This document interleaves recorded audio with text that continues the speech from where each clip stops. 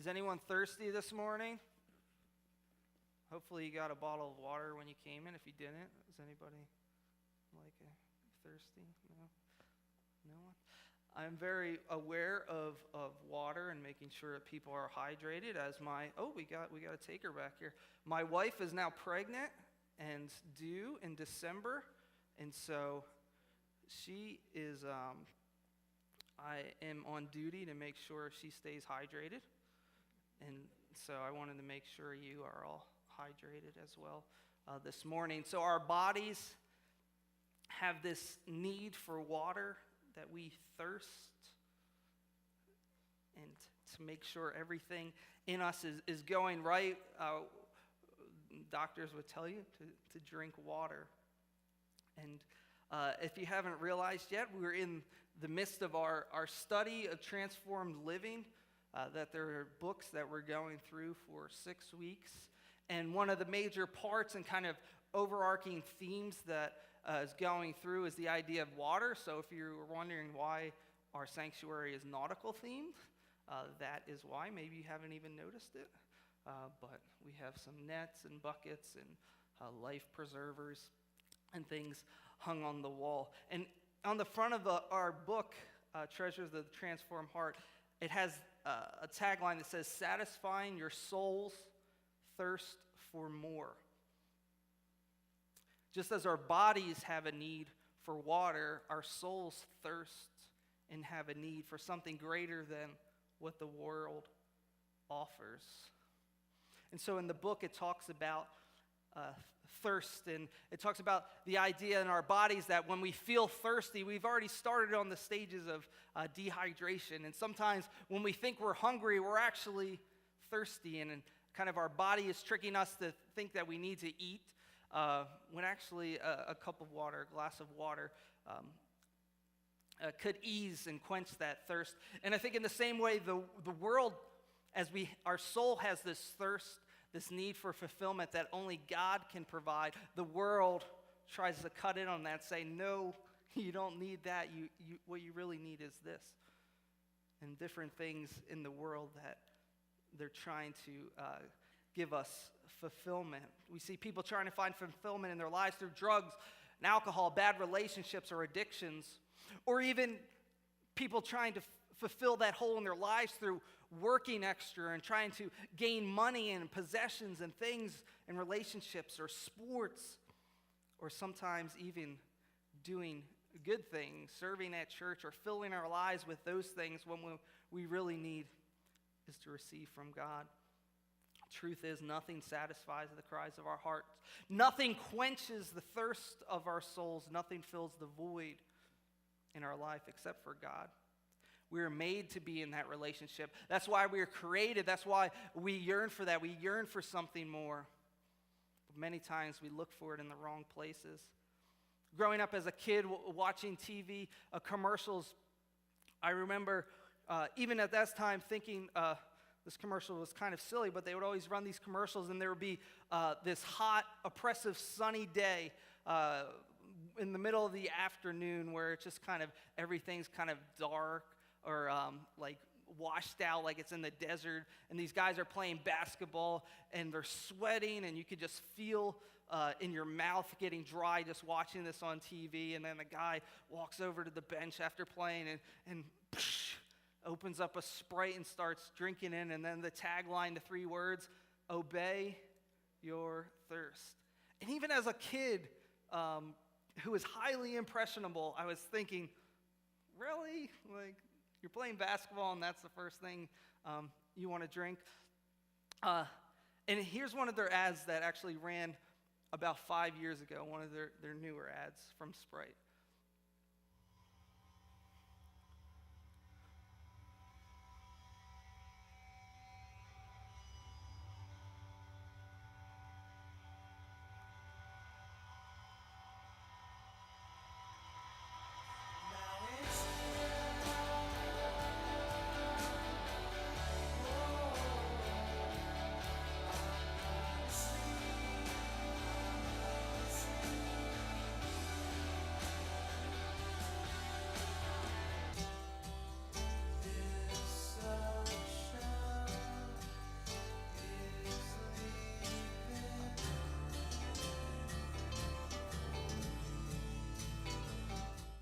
So here Sprite is saying that if you have this going on in your life, that you're thirsty and that you're going through this thing and you just feel the oppressive heat, that if you drink one of their sodas, their soft drinks, it's like jumping into a pool. That's how refreshing it is. And they're giving this idea that, how refreshing on a hot day to jump in a pool is the same way if you drink our soda. Or I don't know, maybe they're thinking that they're jumping into Sprite, which is kind of weird or gross. I don't know. If you ask my wife, one of my biggest hesitations of having kids was that I didn't like stickiness, and kids are very sticky creatures. Their hands and their mouth and their face and anything they touch is sticky, and so I've gotten over that a little bit. I'm usually in charge of washing hands and face, but this is a lie that the Sprite is kind of trying to influence us with millions of dollars of advertising, and that's awesome kind of visual of them jumping into a hard surface and it becoming liquid. What we really would need in that situation would be you could get free water that would quench your thirst more than their Sprite. But that's the world that we live in, that think that freedom from thirst comes from Sprite, that we obey our thirst. Or you want to jump higher, you get the Air Jordans. Or if you want to have wings, you get Red Bull, which they are actually sued from having that as their tagline, thinking that it's going to increase your performance. So in the last 6 years or so, if you bought a Red Bull, you can go online and get $10 sent back to you. So got a free bottle of water and possibly $10 this morning. So you are set and ready to go. But culture gives us these lies, not just about those material things, but deeper things into our soul, that if we just get that new iPhone 6 Plus, then we'll be in control of our lives, and then we'll start being able to work out and things like that. If we just get this new car, if we just get this insurance, then we can have a peace of feeling safe and secure if we have this insurance for us to eat here, shop there, and on and on and on and on and on. But the truth is, we're never satisfied. And I have an example here from the world I want to teach you about. A guy you might or might not know, Thomas Edward Patrick Brady Jr. He grew up in California watching his hero, Joe Montana, was actually at the stadium, 4 years old when Joe Montana threw the catch, was there. So grew up going to football camps, high school, playing quarterback, growing and spending time and learning more about that. Going to Michigan, where he started out 7th on the depth chart, not really having any thought of getting in there, but rose up to be the backup for the team that went undefeated and won the Rose Bowl. And then his last 2 years was a starting quarterback and won both of the bowl games those years. And he went on to the draft. Wasn't a very highly thought of prospect. Wasn't drafted until the 6th round. 198 people were chosen over him as better players and better fits for the teams in the NFL. But he was finally drafted by the New England Patriots. Was the backup to Drew Bledsoe. And then after injury and taking over and having success, he became the New England Patriots quarterback.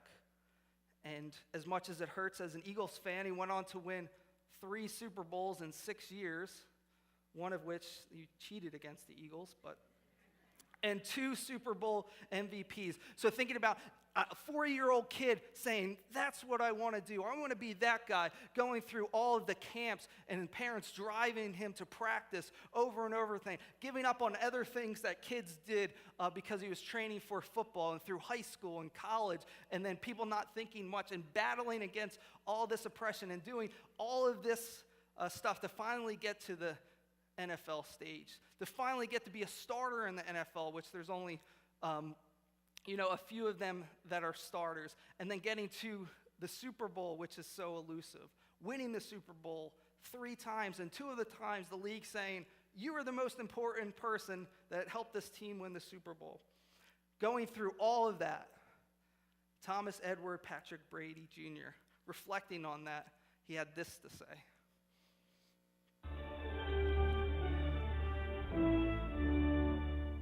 Why do I have 3 Super Bowl rings and still think there's something greater out there for me? I mean, maybe a lot of people would say, hey man, this is what it is. I reached my goal, my dream, my life is me. I think God, it's got to be more than this. What's the answer? I wish I knew. I love playing football and I love being the quarterback for this team. But at the same time, I think there's a lot of other parts about me that I'm trying to find. With 3 Super Bowl rings, he already has Hall of Fame credentials, even if he never played another game. But he's only 30 and just entering his prime. You think he's going to go down as one of the greatest players ever? I hope he goes down as the best player ever, not one of the greatest. I hope he goes down as the greatest. I mean, the sky's the limit. Which of the rings do you like the best? What's your favorite ring? My favorite ring. We always said, I said always the next one. The next one's the best. So here we have Tom Brady reaching the greatest peak of his job that he ever could. And how does he reflect on it? Why do I still think there's something greater out there? He says there's got to be more than this. Is that a cry out or what? He's vocalizing that cry from his soul to know God in a real and intimate way.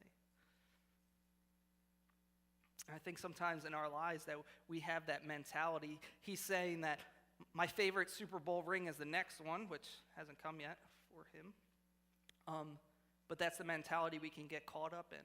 If I can just get to this part of my life, then I'll feel better. If you think about the fields that you're all in, you think, oh, if I could just be that salesman of the year, be famous, and people, I win teacher of the year, or this, and have people. Here he is one of the greatest football players of all time, questioning that. That's a mentality we can get caught up in. What's next? If I just had the money for this, I wouldn't be depressed. Once I get this, once I graduate college, then everything's going to be better. If I could just get married, then I would be fulfilled. Here's a guy in society's eyes. This is on top of the world, yet he's looking for more. One of the most famous verses that most of you have probably heard is Philippians 4:13. Anybody know it? I can do all things through Christ who strengthens me. Many times as Christians, we don't look into the deeper meaning of that. I sometimes, in my mind, have visions of one Christian team using that as their verse, like on a banner saying, I can do all things through Christ and strengthens. And they're playing this other Christian team. They're like, well, we can do all things through Christ. And it's like, well, who can do it better? But I want us to look into the deeper meaning and back up 3 verses earlier, Philippians 4:10. And here we see Paul thanking the church for the gifts that they've given him and saying, don't worry about, I know there was times when you couldn't give me things. And he says, I rejoice greatly in the Lord that at last you renewed your concern for me. Indeed, you were very concerned, but you had no opportunity to show it. I'm not saying this because I'm in need, for I have learned to be content whatever the circumstances. I know what it is to be in need, and I know what it is to have plenty. I have learned the secret of being content in any and every situation, whether well-fed or hungry, whether living in plenty or want. I can do all things through him who gives me strength. This isn't just some battle cry that Paul is saying that I've had victory, that life is easier now, that I'm up on a cloud and nothing can stand in my way. He's saying that, you know what? I've known what it's been to be dirt poor, to not know where my next meal's coming from, to be starving. And I know what it's been to be sitting at a buffet and be lavished upon and to be stuffed and fulfilled. And he's saying, you know what? Neither of those is where my contentment comes from. Neither of those is where my hope lies. It doesn't lie in the things of this world, that I can do all things through Christ who gives me strength. That's what satisfies me. That's what fulfills me. And that's the only thing that can. And sometimes it's hard for us to want to surrender over to that. That we think of surrender as a negative thing, that we want to be in charge, that we want to do things ourselves, that we don't want help from the outside world. But we have to know that to surrender to God and to commit wholly to him is what we're made for, and it's the best way. This week in the book, we looked at the verses in Matthew, the story where Jesus walks out to the disciples on the water, and Peter calls out to him, and it says, Lord, if it's you, tell me to come to the water. And Jesus says, come. And here's the change in the life of a believer, that it's very easy for us to sit and say, I believe in God, I trust in God, I put my faith in God. But that's the one side of it. The other side of it is the action, that if you're saying these things, what are you being called to do? And for Peter, it was at this point to walk on the water. And it wasn't just the, in the pool, dipping your toe in, oh, this is fun. It took an act of faith to step out, to put his faith, to give control over to Christ. It took faith and it took action. Those in the boat probably had faith, but Peter put action behind it.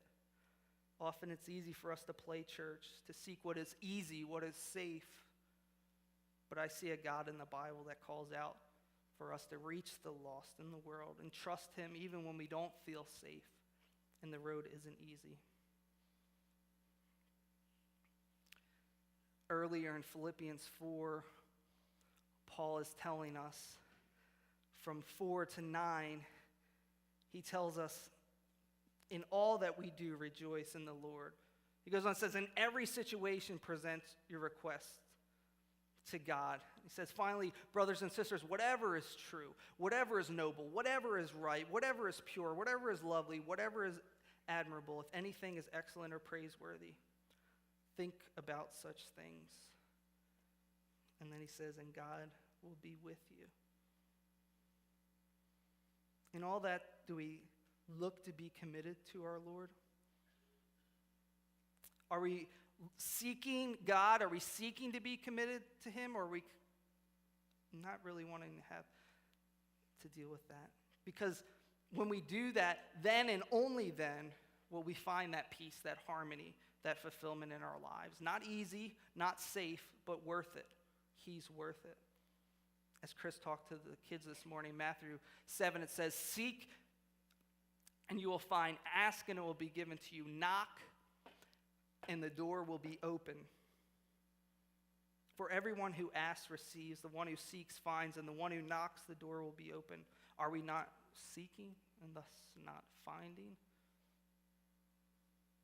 I can tell you that God's grace and love is overflowing to us. It's abundant, and it's real and personal, and it's something that can impact your life today if you allow God in. That it's not just about hearing stories about 2,000 years ago, 4,000 years ago, but it's about a living God that wants to change us and transform us and help us today. Give God more of you, and he's faithful that we can receive more of him. Open yourself up, and he will fill you. He'll satisfy your soul. I like to tell our youth on different occasions, especially at our Ocean City retreat, that a view of God's love that I have for us is of the ocean, where the waves just keep coming, crashing, and you could go out there in the middle of the night and the waves are crashing. Or of Niagara Falls, it just keeps going and going, on, dumping water over the sides. And we have a visual of that, of Niagara Falls. Over 700,000 gallons of water every second flows over the falls. Every second, 700,000 gallons of water. And it keeps coming, and it keeps coming. There's not an off switch. It keeps coming. God's love is in some ways is like that it's so kind of overwhelming and so there for us. And sometimes we try to take the easy approach and say, well, God's mysterious and God's so large that I can't even fathom him, which we can do out of a sign of respect and worship to God. But in 1 Corinthians 2, Paul is talking and says that what we have received is not the spirit of the world, but the Spirit who is from God, so that we may understand what God has freely given us. In our finite minds, we're not going to be able to grasp the fullness of God's love and grace, but through the Spirit, we may understand what God has freely given to us. We need to be seeking, we need to be open to being committed to him, and over and over and over and over again, he'll pour out his love and his grace for us. In our lives, many times we only give a portion of ourselves to God. That we go before the falls, we go before the love and grace of God, the 700,000 gallons, and we, just go to take a little bit, and we think, God, this is how much I'm going to give of myself to you. That you can't have that other stuff, and I don't want more of you than is going to be safe, but I'll give you this amount. Or maybe we've grown in Christ and we've started giving him more. We've gone to a retreat and we've said, God, I want all of you, but then we may retract it a little bit. And so my hope for us today is that before the all-powerful God and what he wants to give us in that everlasting love, that we would seek to increase what we're looking for.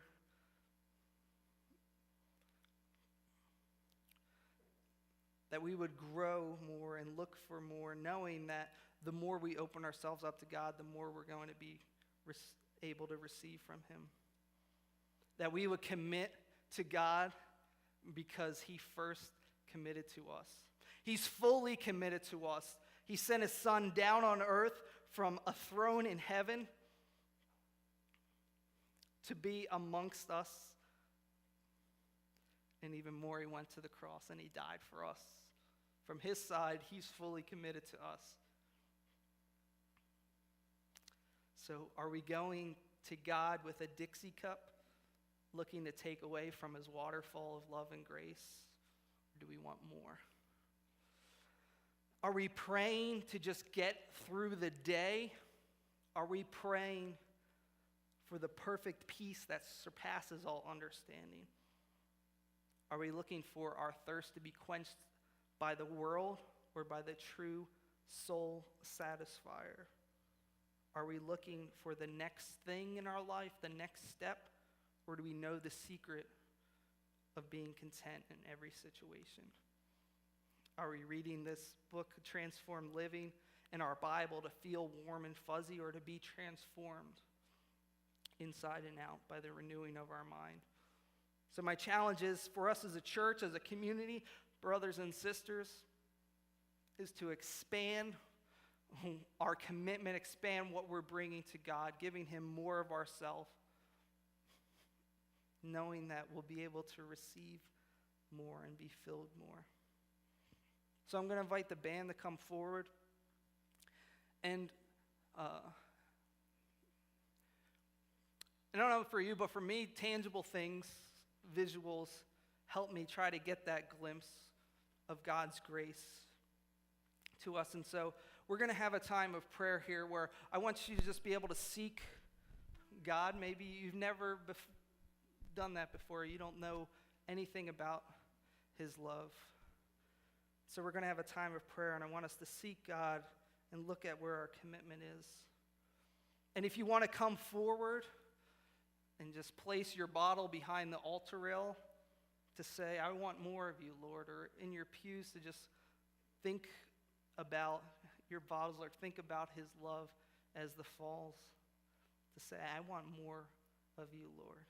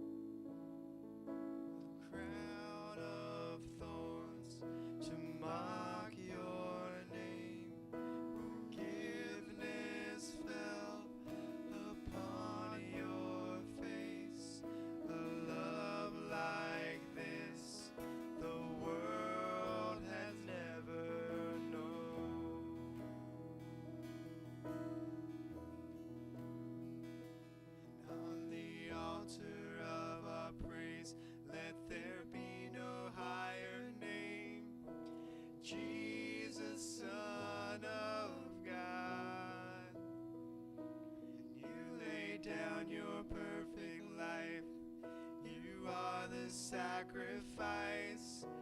Jesus, Son of God. You are Jesus, Son of God. You took our sin and bore our shame. You rose to life. You defeated the grave. A love like this, the world has never known.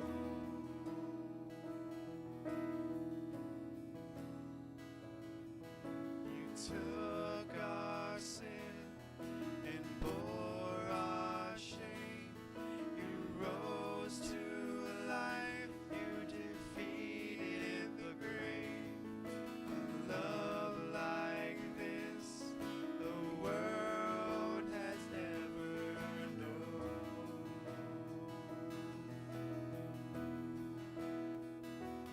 On the altar of our praise, let there be no higher name. Jesus, Son of God. You laid down your perfect life. You are the sacrifice. Jesus, Son of God. On the altar of our praise, let there be no higher name. Jesus, Son of God. You lay down your perfect life. You are the sacrifice. Jesus, Son of God. You are Jesus, Son of God. Father God, we thank you for your commitment to us and your love for us. And I pray that that would be the cry of our heart, that in our lives that nothing else would be a higher praise than you, that we would have more of you and less of ourselves, more of your word and less of the lies of this world, that we would be seeking you that we might receive. Lord, that we would be looking to be transformed in your image. Lord, that wherever we are today, whether we've never trusted you in our lives before, or for years we've been putting that hope in you, that we would seek to move and open ourselves up that we might receive more, knowing that over and over and over again your love and your grace is pouring out to us, that we would bring more of ourselves to receive more, that we would open ourselves up more and say, search me, Lord. If there's something not right in me, if there's something that isn't lined up with you, that might be changed this morning, and that I might begin down that journey of looking towards you, of trusting in you, of casting my cares upon you, of receiving from your love and from your word and from your grace.